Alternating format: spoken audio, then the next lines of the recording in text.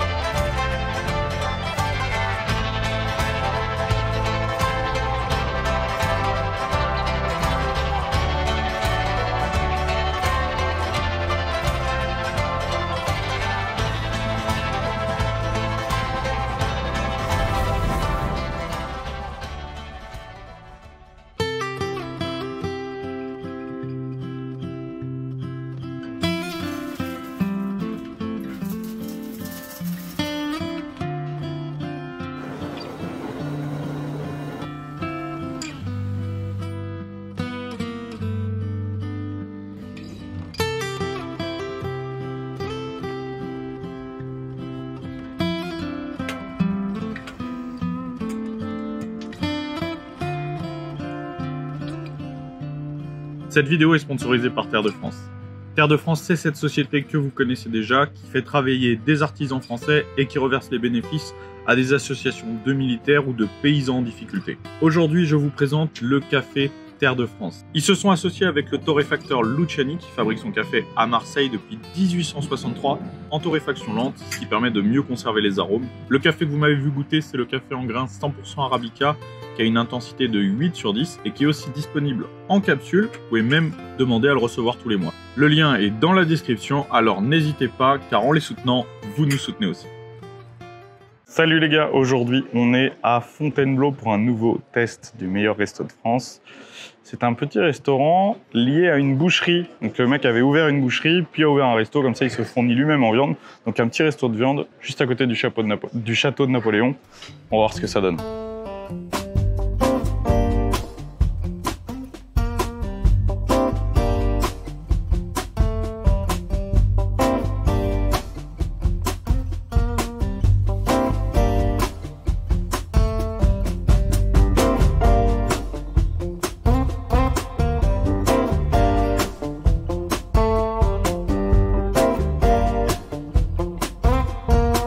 Bonjour.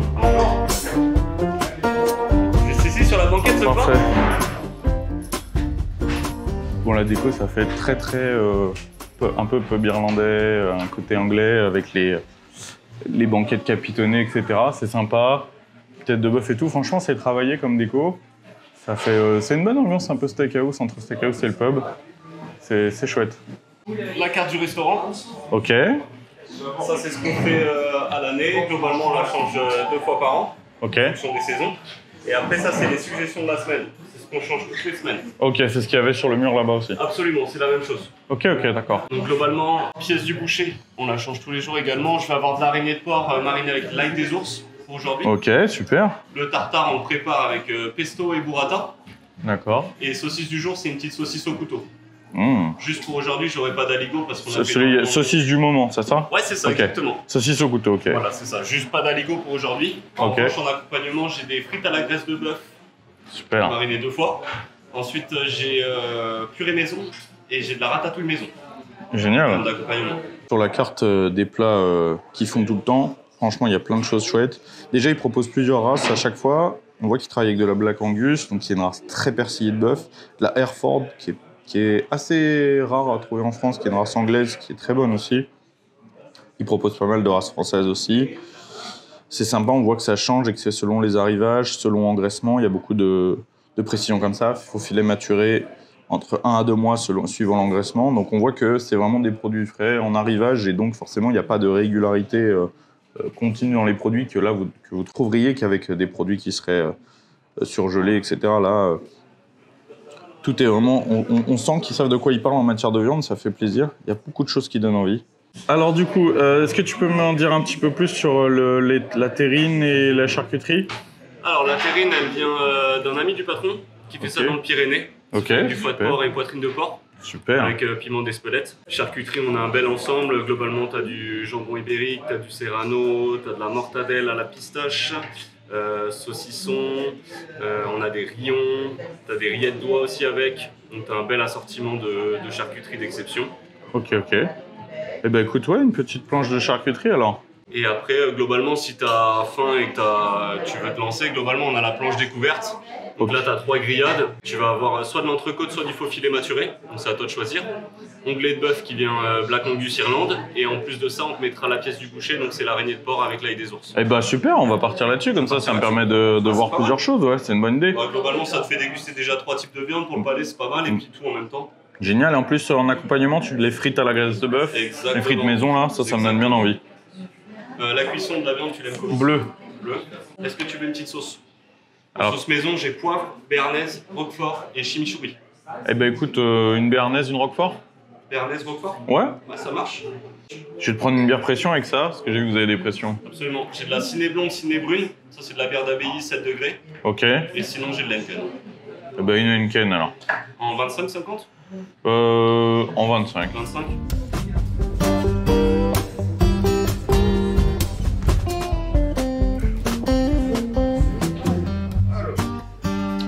Ah, elle est belle. Donc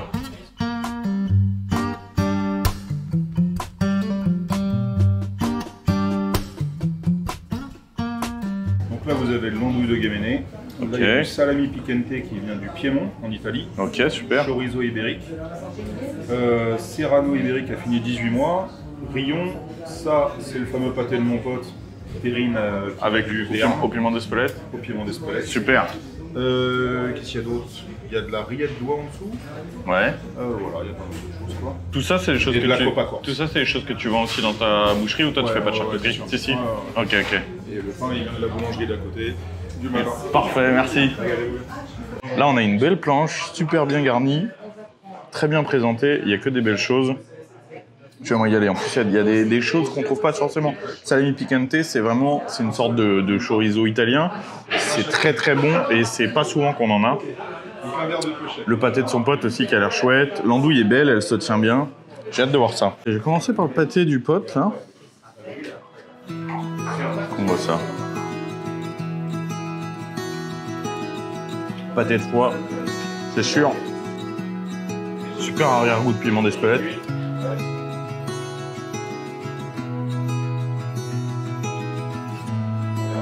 Je goûte un peu tout, hein.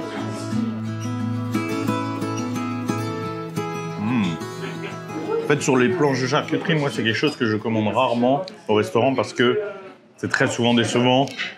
C'est très souvent des charcuteries moyennes où les gars, ils trouvent un fournisseur qui a l'air un peu bien, ils lui prennent tout, alors que le mec, des fois, il fait un bon jambon et puis le reste, c'est pourri. Enfin, c'est rarement chouette. Honnêtement, on en a rarement pour son argent. Mais là, d'une, en quantité, c'est très bien. De deux, en goût, c'est très qualitatif. Je vais quand même goûter les rillettes d'oie. Hop. Ah, les rillettes sont bonnes, elles sont fondantes. Elles sont bonnes, elles ont du goût. Parce que c'est vrai que les rillettes industrielles, c'est très fade. Ça fait plaisir. C'est une entrée que je recommande, honnêtement. Parce que à un ou deux, vous avez de quoi vous faire plaisir. Et franchement, c'est pas décevant, vraiment. Très bon. Tu pourras me mettre une boîte pour ça? Parce que j'aimerais bien me garder pour la planche. Ça, c'est la petite planche? Ça, c'est la petite. Putain, la grande planche, c'est... Ah oui, d'accord. C'est pour plusieurs. C'est plus pour 4 personnes. Ah oui, voilà. Ok, c'est bien, 3-4 personnes pour le prix, c'est intéressant. Pour le prix, c'est intéressant parce que la petite, c'est 15 €, mais c'est pour 2 personnes déjà au moins. Donc ça fait 7,50 par personne, c'est tranquille. Ça, on part en body bag. Ouais. Et on passe à la suite. Oui, s'il te plaît. Et la grande, 30 €, mais si c'est pour 4 personnes, franchement, ça vaut le coup. Hein. Étant boucher, il doit avoir tu vois, une filière ou des prix, etc. Il arrive à avoir les produits peut-être moins chers parce que, vu la qualité, c'est vraiment intéressant à ce prix-là en restaurant, c'est intéressant. Alors, Black Angus d'Écosse, c'est une race qui est extrêmement populaire en Amérique du Nord et au Royaume-Uni, qui est très persillée. Ah, les fameuses frites. Merci. Faux filet de Salers, qui est une race rustique de viande, mais qui sert aussi pour le lait. On fait du fromage de Salers d'ailleurs. Race extrêmement rustique, un petit peu comme la Highland. Et donc ça, c'est une race française, en tout cas très présente en France, qui est très très rustique. C'est des races qui restent dehors très très longtemps, donc qui broutent une grande partie de l'année. Maturé 5 semaines, top. Araignée de porc. Alors l'araignée, c'est une pièce sur le porc qui existe sur le bœuf aussi, qui est près du coccyx. Alors ça s'appelle pas le coccyx sur les animaux. Enfin, je sais pas, je crois que non. Parce qu'il y a des noms différents à chaque fois. Mais en gros, près de l'os au bout, derrière. Ça coûte très cher, pourquoi? Parce qu'il n'y en a que 2 par animal. Donc 2 par porc. Donc ce qui fait que, en fait, pour avoir l'araignée, il faut un porc entier.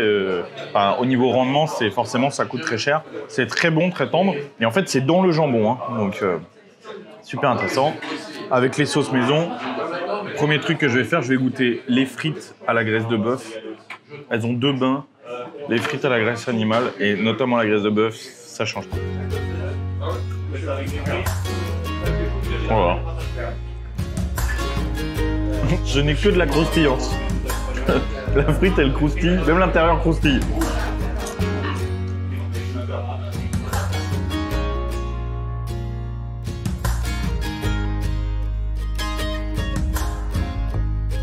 La cuisson, j'avais demandé bleu, c'est nickel.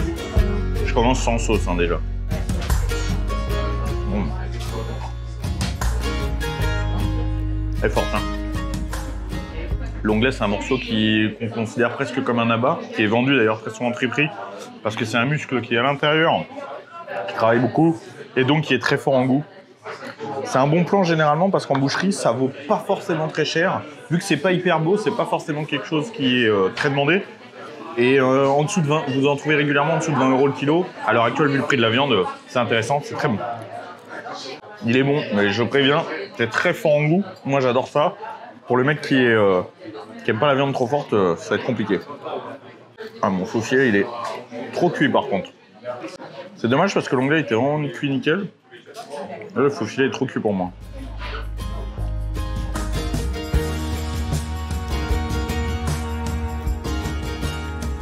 La viande est très bonne, on sent que c'est maturé, donc ça passe dans une cave sans humidité, c'est vieilli, ce qui donne un goût renforcé, hein, c'est le principe de maturer. 5 semaines,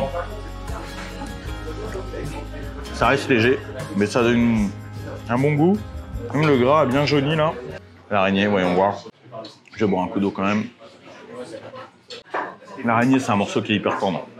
Ça se voit, hein, ça se coupe tout seul. À l'ail des ours. Oh, l'assaisonnement est vraiment intéressant.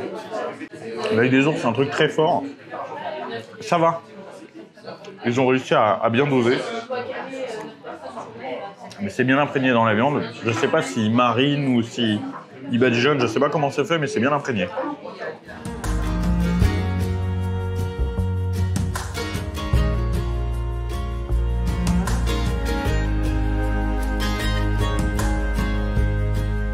Ça a du goût.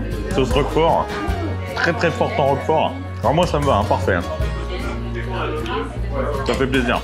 Alors pour la suite, on a soit une petite assiette de fromage que tu peux faire toi-même. Globalement, on fait à 4 € l'unité. Et après, sinon, en termes de dessert, tous nos desserts sont faits maison. Super. J'ai une brioche façon pain perdu qui vient de la petite boulangerie d'à côté, super reconnue. Après, on fait crêpes Suzette, flambée au Grand Marnier. Super. J'ai un tiramisu qu'on vient de sortir là au limoncello, poire belle Hélène. Et après, on termine avec un petit financier coco. Ah ouais, c'est sympa comme carte de dessert pour un resto, c'est cool, ouais. Il y a ce qu'il faut. Bah écoute, la brioche, tu vois. C'est le premier truc que tu m'as dit, mais la brioche, je vais essayer ça. Ah, ça marche. Et la brioche perdue. Je l'ai senti arriver depuis la cuisine quasiment. Là. Il y a eu une odeur de caramel, d'un seul coup, je savais qu'elle arrivait. Ça sent bon.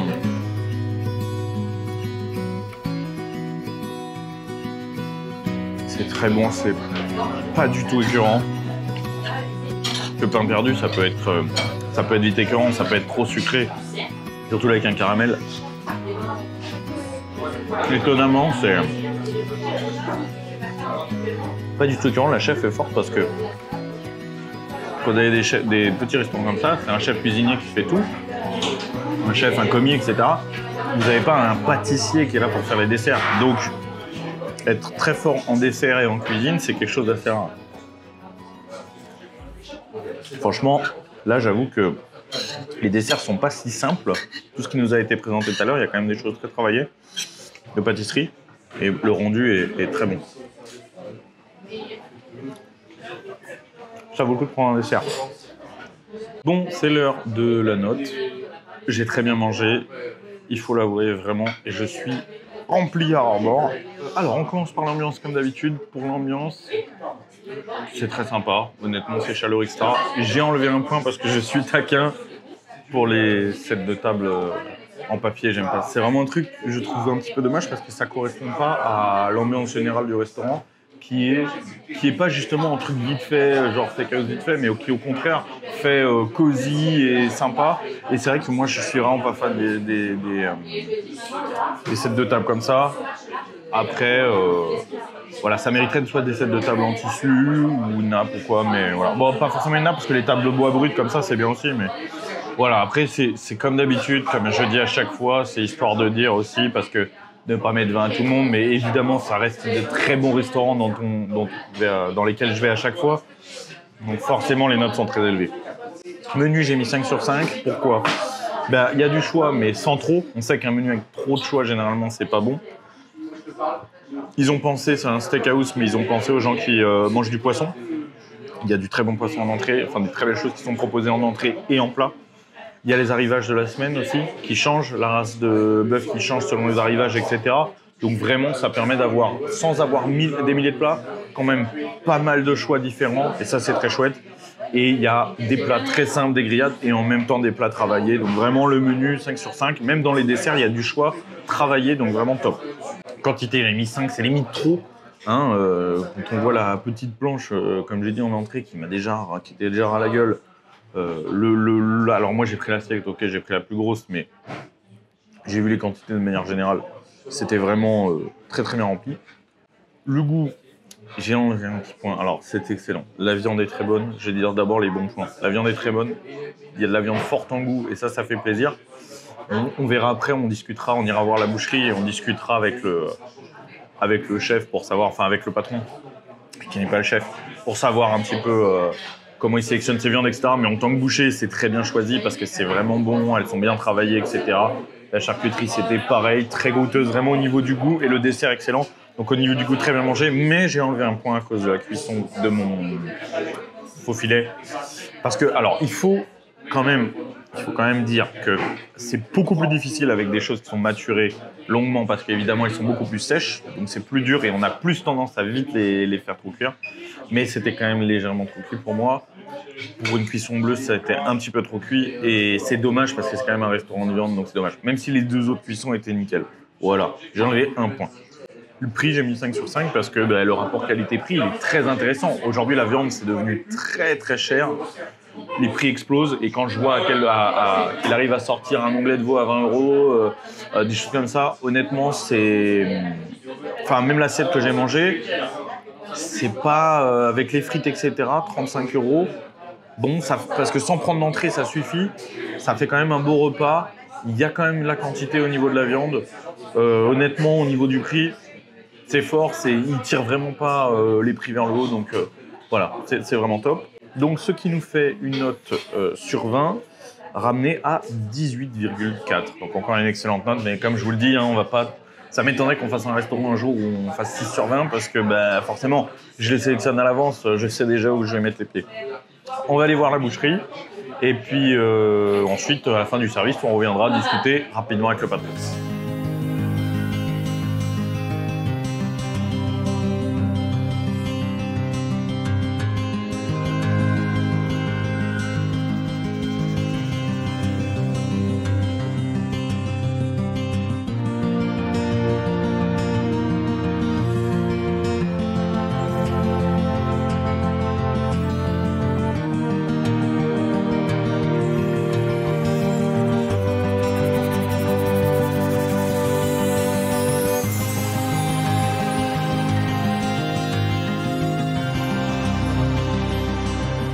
Bon Brice, on a mangé dans ton resto, là on est dans ta boucherie, ta boutique de viande, je sais pas comment tu... Ouais, boutique de viande. C'est une boutique de viande, Ouais. Ok.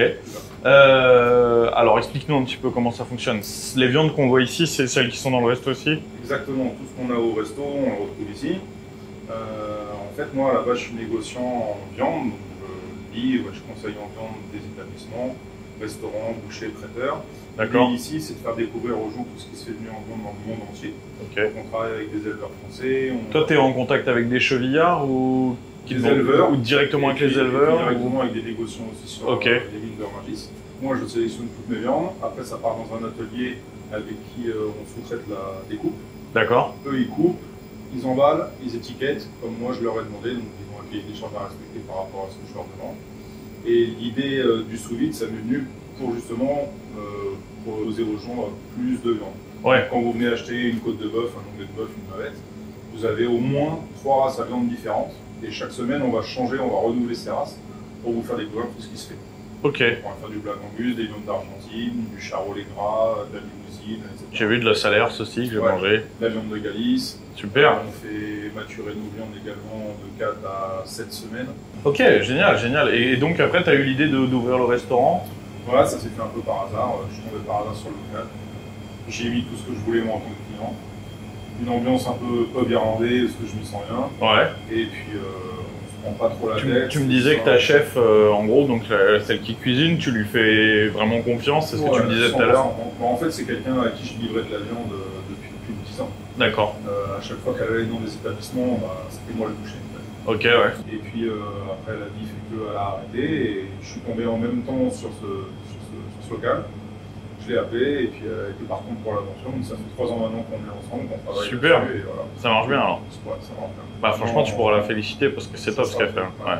Il y a une équipe de 7. Il y a évidemment une grande partie qui vient de la qualité de la viande, mais elle fait pas que des plats simples. Il y a des grillades, mais il y a aussi des plats travaillés, etc. Donc ça fait plaisir et même sur les desserts, elle assure quoi. Ouais. En tout cas, les gars, je vous mets la description je vous mets dans la description l'adresse de la boucherie, de la boutique et du restaurant. Allez-y, vraiment, foncez. Il y a beaucoup de gens qui me regardent, qui sont vraiment des fans de viande. Là, vous allez vous y retrouver, vous pouvez me faire confiance. Tout ça, c'est à Fontainebleau. Brice, merci beaucoup de nous avoir accueillis. C'était vraiment cool. Et puis à jeudi prochain. J'espère que la vidéo vous a plu. Une dernière petite chose, samedi qui arrive, c'est-à-dire samedi 10 septembre, c'est le vide-grenier Bench & Cigars dont je vous avais parlé dans la dernière vidéo. Tous les décors de la chaîne que vous connaissez, toute la déco, les accessoires, mais aussi des cigares, des caves à cigares, également des vêtements de l'ancienne collection, du stock qu'on a retrouvé. Tout ça sera à vendre au 1 Avenue Génie de 14h à 22h. Moi, je serai sur place. Il y aura évidemment d'autres potes youtubeurs qui vont passer. Donc, je vous y retrouve samedi 10 septembre, 1 Avenue Génie de 14h à 22h. Salut les gars. Merci d'avoir regardé la vidéo. N'oubliez pas de vous abonner à la chaîne. Pour toutes les infos concernant les coachings ou la boutique Bench & Cigars, c'est sur benchandcigars.com. Et pour suivre mon actualité, c'est sur mon Twitter et mon Instagram. À jeudi prochain.